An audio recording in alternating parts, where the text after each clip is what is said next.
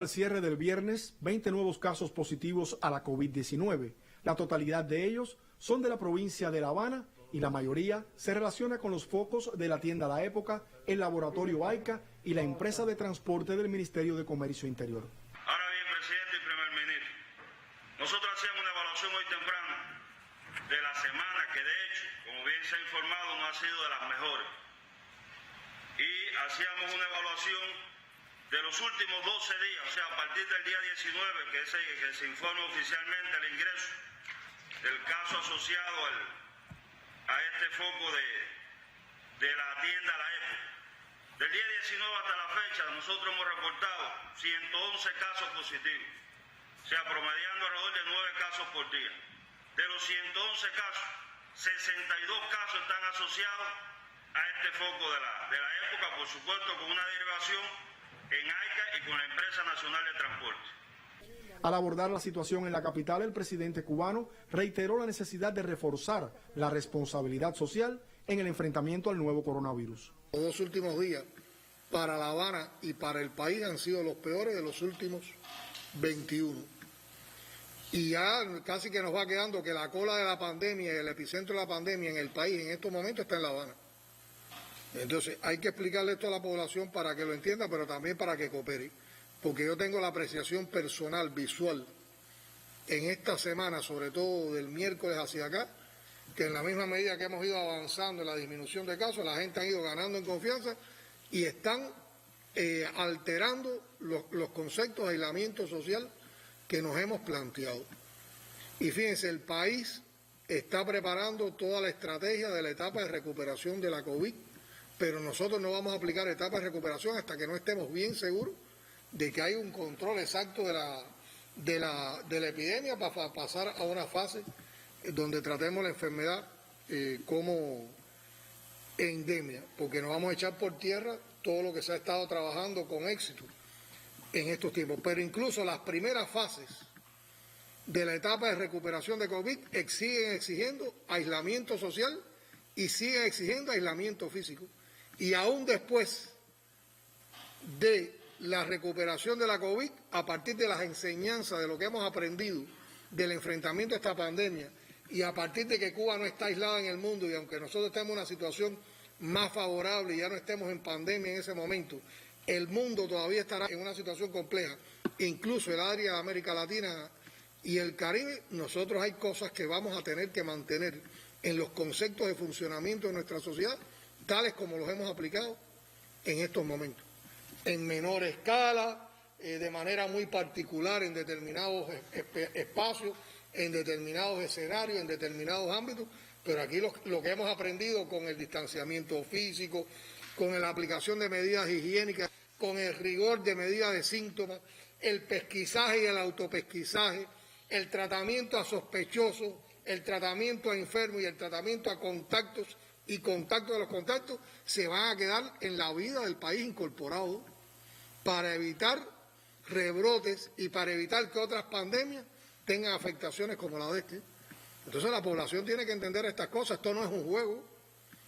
Y desde el primer momento nosotros convocamos que estaba toda la potencialidad del sistema de salud del país y ese sistema de salud lo ha demostrado. Estaba toda la potencialidad de la ciencia del país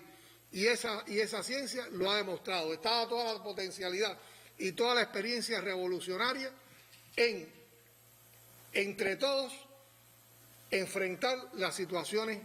más complejas. Pero eso lleva, y de hecho lo hemos tenido, un apoyo importante de nuestra población. El viceprimer ministro y titular de Economía y Planificación, Alejandro Gil Fernández, ratificó la vigencia de las medidas adoptadas relacionadas con las garantías salariales para el sector estatal y de carácter tributario para los trabajadores por cuenta propia, que se extienden mientras se mantengan las condiciones actuales. Nosotros aprobamos, en el caso de los trabajadores del sector estatal,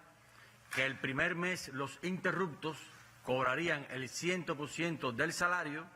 y a partir del segundo mes estarían cobrando el 60% del salario. Eso no se limita al segundo mes, o sea que no concluye el 31 de mayo, sino que se extiende ese cobro, esa garantía salarial del 60% del salario puede ser más de un mes, 2 meses, 3 meses, el periodo que sea necesario para garantizar la protección de nuestros trabajadores, una garantía salarial y por lo tanto no tiene ningún tipo de límite en el tiempo y mucho menos asociado a que concluya su vigencia a partir del 31 de mayo. O sea, ratificamos que tal y como se aprobó, la garantía salarial para los interruptos tiene continuidad en el mes de junio y hasta tanto las condiciones así lo establezcan. Por otra parte,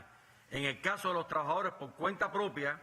se aprobaron también un grupo de medidas, o sea, en el sector no estatal, un grupo de medidas de carácter tributario que también se extienden y se mantienen y no concluyen ninguna de ellas el 31 de mayo. Voy a referirme a las fundamentales.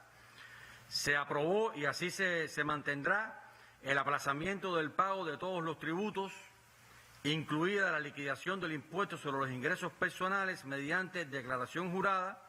exento ello de la aplicación de intereses moratorios. Esa medida que está aprobada se va a mantener en lo adelante, hasta tanto las condiciones se modifiquen y por lo tanto ya pasemos a otra fase de nuestro trabajo. Ahora, en el caso de las actividades que están suspendidas, actividades por cuenta propia que están suspendidas, bien sea por la autoridad competente, o sea, por decisión de la autoridad competente o por la propia solicitud de los trabajadores no estatales, que también se dio esa posibilidad que los trabajadores no estatales solicitaran la suspensión temporal de su actividad, se mantiene lo que hemos aprobado y así se seguirá en el mes de junio, que fundamentalmente es eximir del pago de todos los impuestos a los contribuyentes titulares de estas actividades, o sea, en este caso es eximir, no es aplazar, es eximir de los impuestos durante el periodo que dure la suspensión, eximir también del pago de la cuota tributaria mensual a los trabajadores contratados por estos titulares, o sea, trabajador contratado que tiene que pagar una cuota mensual, también está exento de esa obligación fiscal tributaria, mantener el pago de la contribución especial a la seguridad social de estos contribuyentes, que es una protección para estos trabajadores, pero en este caso, tal y como está aprobado, se autoriza su aplazamiento en el tiempo sin exigir intereses moratorios, previa solicitud del contribuyente. O sea, esa medida de beneficio y protección a nuestros trabajadores del sector no estatal la mantenemos vigente en lo adelante, o sea, durante el mes de junio, y el aplazamiento del pago de la liquidación de impuestos sobre ingresos personales de los artistas y artesanos que solicitan ese beneficio, que deberá pagarse dentro del presente año, tal y como está previsto en las medidas aprobadas, así como la reducción del saldo mínimo de las cuentas bancarias fiscales a un 50%, o sea, de un 100 a un 50%, sujeto a su posterior reposición. Los participantes conocieron también detalles de la temporada ciclónica que comienza el venidero lunes 1 de junio. Se está pronosticando que en el 2020 debemos tener una temporada ciclónica activa. ¿Por qué activa? Se están pronosticando la formación de 15 ciclones tropicales, en este caso se refiere a las tormentas tropicales y los huracanes, o sea, diciéndolo más sencillo, quizás aquellos que llevan nombre, porque las depresiones tropicales tienen otra categoría inferior, pero de estos 15 ciclones tropicales, pudieran 8 de ellos alcanzar la categoría de huracán. De ellos, el pronóstico indica que pudieran formarse alrededor de 10, la gran parte de ellos en zonas del Atlántico, 2 en el Mar Caribe y 3 en la zona del Golfo de México. Y para Cuba el peligro general de ser afectados al menos por un huracán es de un 60%.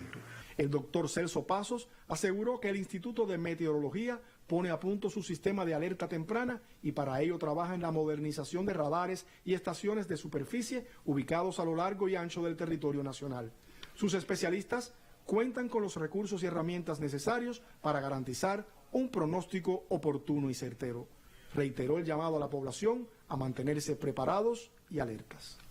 Héctor Martínez, Sistema Informativo de la Televisión Cubana.